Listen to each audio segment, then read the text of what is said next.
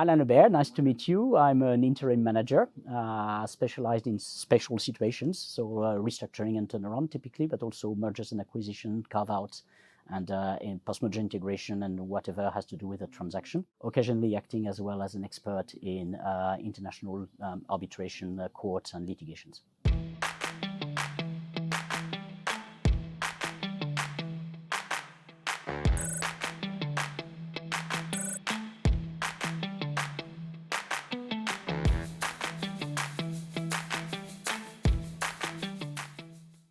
As an independent, I've been doing this for 12 years now, and the previous 4 years I was doing that on account of larger consulting organizations.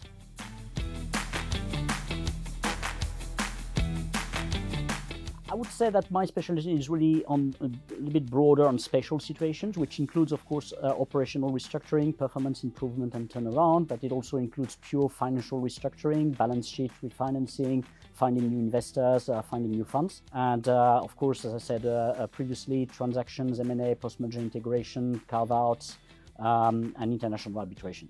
Essentially, it is pretty much anything that is pretty hairy. And VUCA, as they say today, volatile, uncertain, complex, and ambiguous. I do that a lot for private equity owners, for hedge funds, for also individual wealthy entrepreneurs, but it's mostly, I would say that at least 75% of my clients are private investors and private entrepreneurs. And I do this in any country where I can carry out my job in either English, French, or German, which are the 3 languages that I speak.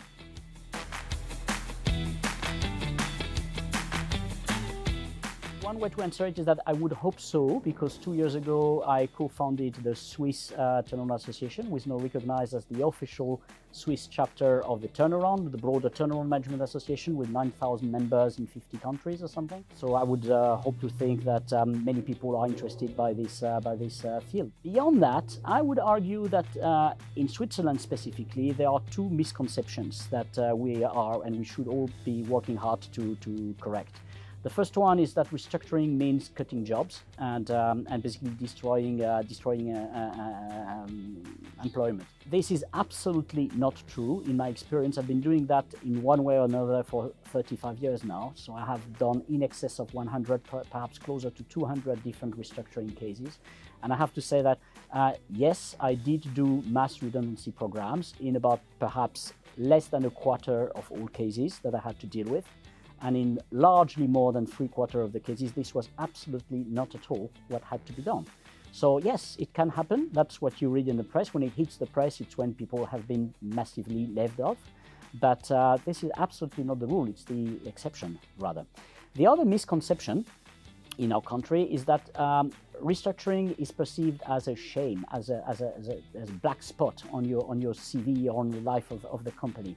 And that misconception is not found, or not to that extent, in our neighboring countries, be it the UK, Germany, France, and certainly not in the US, where people long ago understood that the life cycle of a company, of a business, is just like the life cycle of the economy. There are ups and downs. And when you are hitting a down, this is not the end of the world. This is quite to the contrary, a perfect and golden opportunity to rebound and to get out of this situation stronger and better.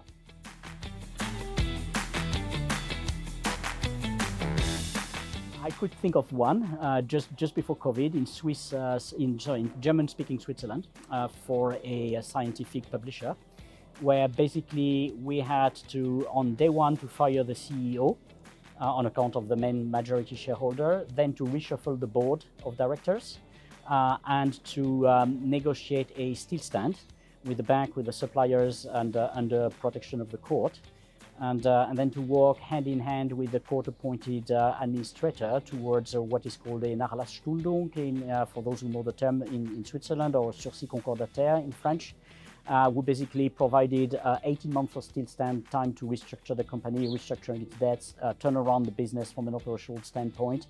And eventually, this was approved by the court. We sold the business to a minority shareholder who had now become the new CEO. And with the active support of one key supplier, we could save the business.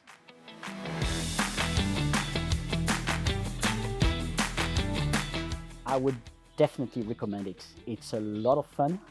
You're never bored, and I'm enjoying myself every day.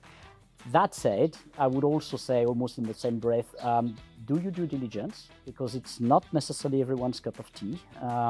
You have to have a good resistance to stress, good resilience, and a lot of flexibility.